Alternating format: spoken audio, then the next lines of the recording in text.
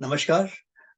मैं एक छोटी-सी कविता लेके आपके सामने उपस्थित हुआ हूँ। हो सकता है आप इसको कुछ लघु कथा की तरह भी लें या हो सकता है फैंटेसी, मुझे पता नहीं इसका जॉनर क्या है, बट आपके सामने प्रस्तुत है।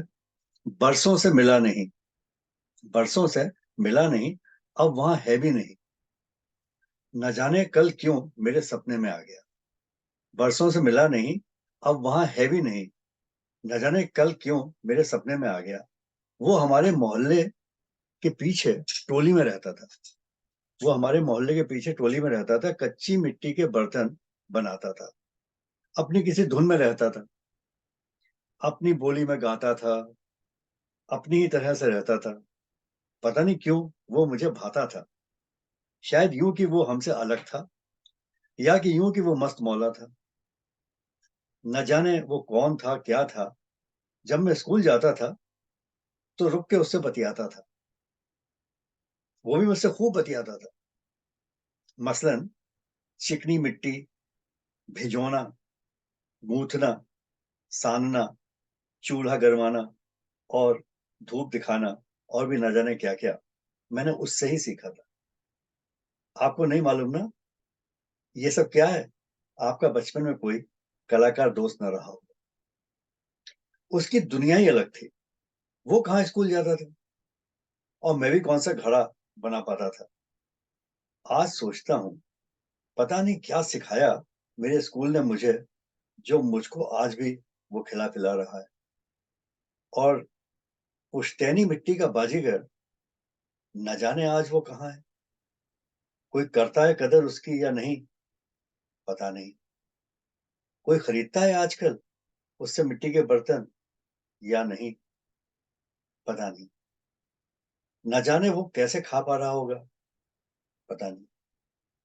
आज याद आती है, मैंने उससे सीखी थी एक अलग बोली, कलाकार की बोली।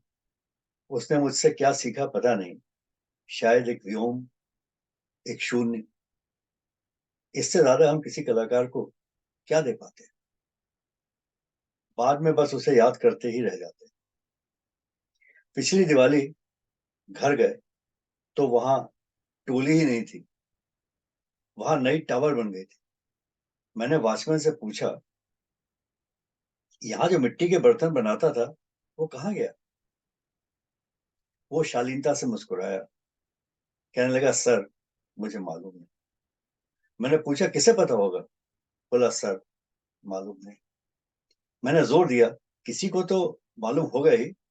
बोला, सर जी, मैं पूछ के बताऊंगा। फिर मेरा वो वही पुराना फसाना आड़े आ गया। मुझको तुरंत ही अपनी एनआरआई दुनिया में वापस भी तो आना था। तब तक वॉचमैन ही बदल गया। नए से फिर मैंने पूछा ही नहीं। वो मिट्टी का बाजीगर कहाँ चला गया, पता चला ही नहीं। अब जैसा मैंने आपको बताया, कल रात वो मेरे सपने में आया। ये तो भला हुआ, मुझे उसका पता मिल गया।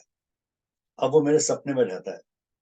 मैंने भी सोच लिया, जिस दिन शब्दों का घड़ा बनाऊंगा, जिस दिन शब्दों का घड़ा बनाऊंगा, बना पाऊंगा, वो काव्य संग्रह मैं उसी को समर्पित करूँ। हाँ, बस एक दिक्कत है, उसका नाम मुझे याद नहीं। ऐ मेरे बचपन के दोस्त, क्या तू इस बात का बुरा तो नहीं मानेगा? चल बाकी सब छोड़, मेरे सपने में तो आएगा। धन्यवाद।